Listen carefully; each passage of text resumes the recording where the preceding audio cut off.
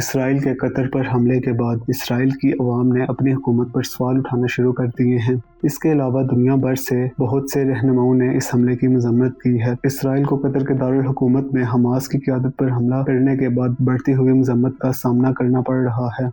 قطر Hamas اور اسرائیل کے درمیان ہونے والے مذاکرات کا ایک کی میڈیٹر تھا۔ اسرائیل کے حملے کے بعد یہ مذاکراتی عمل خطرے میں پڑ گیا ہے۔ حماس کی جانب سے کہا گیا ہے کہ حملے میں 5 ارکان مارے گئے ہیں، لیکن اسرائیل مذاکراتی وفد کو مارنے میں ناکام رہا ہے، جو کہ حملے کا اصل ہدف تھے۔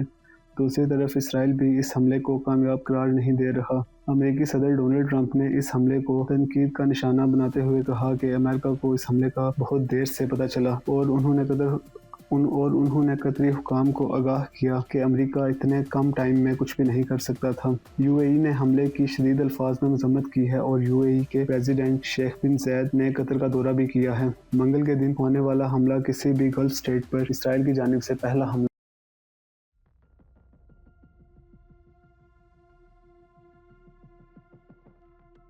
9 ستمبر کی شام کو قطر کے کیپٹل دوحہ میں زوردار دھماکوں کی آواز سنائی دی گئی۔ اس پر اسرائیلی ملٹری کا کہنا ہے کہ اس نے قطر میں حماس کی لیڈرشپ پر اسیسینیشن اٹیمپٹ کی ہے۔ یہ اسرائیل کا قطر پر اہم حملہ ہے۔ اسرائیل اس سے قبل ایران، فلسطین، یمن، لبنان پر حملہ کر چکا ہے، لیکن قطر پر حملہ کوئی عام حملہ نہیں۔ دوحہ ایک انٹرنیشنل سٹی ہے۔ یہاں پر بہت سے ممالک کے لوگ سیر و تفریح کے لیے آتے ہیں اور ساؤتھ ایشیا جیسے ممالک جیسا کہ بنگلہ دیش، انڈیا، پاکستان سے بہت بڑی تعداد میں لوگ یہاں کام کرنے آتے ہیں۔ اس کے علاوہ قطر کی حدود میں یو ایس اے کی مڈل ایسٹ میں موجود سب سے بڑی ملٹری بیس ہے، جس میں ایک بڑی تعداد میں امریکی فوجی تعینات ہیں۔ حماس کے سورسز کی جانب سے یہ کہا گیا ہے کہ مذاکراتی ٹیم میں شامل تمام ممبرز اس حملے میں سلامت رہے ہیں۔ ابھی تک قطر کی جانب سے اس حملے پر کوئی اسٹیٹمنٹ نہیں آئی۔ حماس کے ممبر نے حملے کو ایک بزدلانہ حملہ قرار دیا ہے اور مزید کہا ہے کہ اس حملے میں حماس کی لیڈرشپ محفوظ رہی ہے اور انہوں نے کچھ لوگوں کی شہادت کی تصدیق بھی کی ہے۔ اسرائیل کی آفیشیل اسٹیٹمنٹ میں یہ کہا گیا ہے کہ یہ حملہ 7 اکتوبر کے واقعے کے اصل ذمہ داروں کے خلاف تھا۔ پچھلے 2 سال میں اسرائیل نے حماس کے بہت سے لیڈرز کو شہید کیا ہے، جن میں ٹاپ پولیٹیکل لیڈر یحییٰ سنور، ملٹری کمانڈر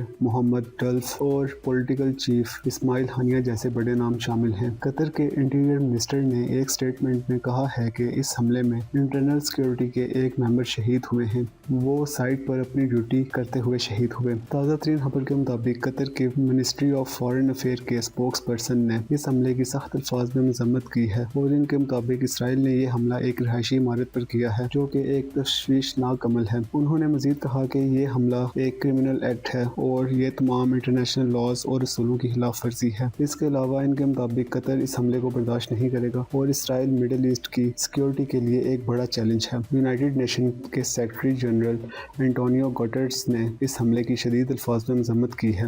آج کی ویڈیو میں اتنا ہی۔ مزید معلومات کے لیے جڑے رہیے چینل کے ساتھ۔ پلیز ویڈیو کو لائک اور شیئر کریں اور اپنے خیالات کا اظہار کمنٹ سیکشن میں ضرور کریں۔ Thanks for watching.